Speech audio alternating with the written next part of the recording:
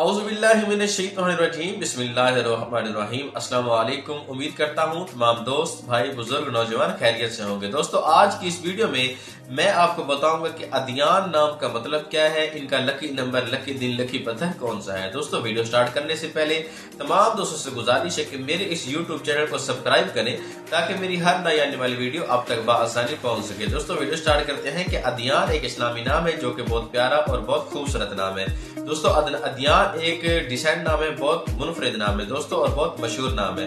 दोस्तों, अदयान नाम लड़कों के बेहतरीन नामों में शुमार किया जाता है। अदयान नाम की इब्तिदाई तारीख अरबी जुबान से निकलती है और ये अरबी जुबान का लफ्ज है। दोस्तों, अदयान नाम का मतलब है नेक और सीरत।